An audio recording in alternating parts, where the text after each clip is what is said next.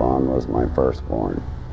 She was born in my bedroom and I held her in my arms. I was the first person to hold her.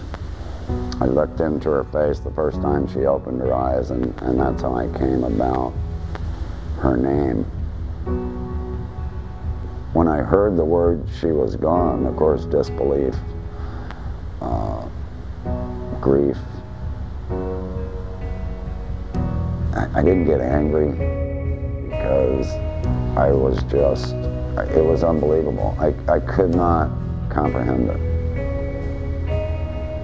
When my daughter, Fawn, died, it was devastating. The despair was beyond my imagination or anything I'd ever experienced. The first 2 days after Fawn's death were unimaginable grief to me. I had no control over my mind. I couldn't control my thoughts. I couldn't cook. I couldn't drive. I couldn't eat.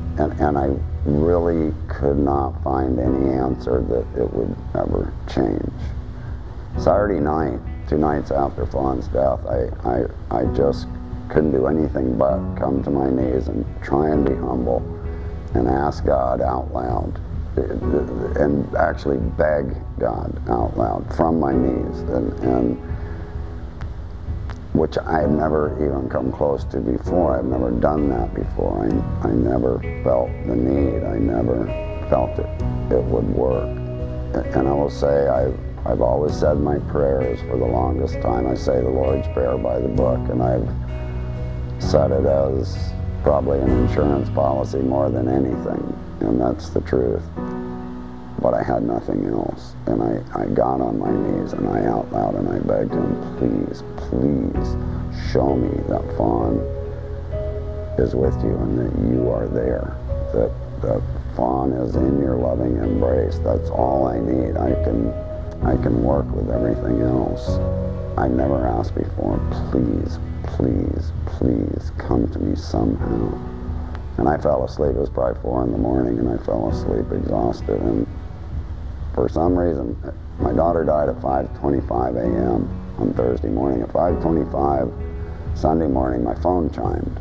I don't know why it did it. I still don't know why it ever did it. I never has since or before. And I got up and I looked at the phone and it said 5:25, and for some reason it caused me to rush outside. And it was a cold morning. It was January. And I went outside with my shirt off and it was warm. And I felt warm, and there was a slight glow in the distance where the sun was getting ready to rise. And I just immediately went from the most profound sadness and grief to, it washed over me. It washed over me, and there was God, and there was Fawn, and I heard him as clear as you can hear me now. Daddy, I'm here. It's perfect. And God said, I've got her. I've got you. And I answered your prayer. And I said, thank you so much. And it washed over me, and I was warm. And I knew it was so. And it's really what I cared about. It's what I asked for. And I got it.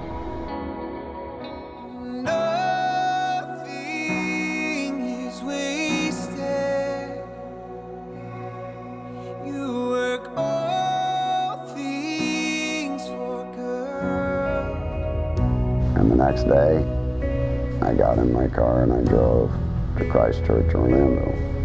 I didn't have any hope, and I didn't have any idea that Christ Church, Orlando was going to change my life. I came to be close to the place my daughter sat and had thoughts. And that's what I came for. That's not what I come for now. I come to know God better, and I come for the healing that Christ Church brings me in. Believe it or not, the joy that the church brings me. And every day I get better and better, and every day I can see life coming back, and I know now where Fawn is, and that Fawn's in the hands of God. I had one wonderful woman at the church tell me, and it was one of the most comforting things that I had heard, was that David, no matter how much you love Fawn, God loves her more. It took me back for a second, but if Fawn is in the arms of someone that loves her more than me, then I'm very comforted by that, and I'm comfortable with that. I always thought that faith is an epiphany, and it comes in a bolt of lightning or it doesn't come at all. So you have it or you don't. And that's one of the great things I've learned at Christ Church Orlando. It's not an epiphany. It is a work in progress. Because I try to be honest with myself and honest with God too.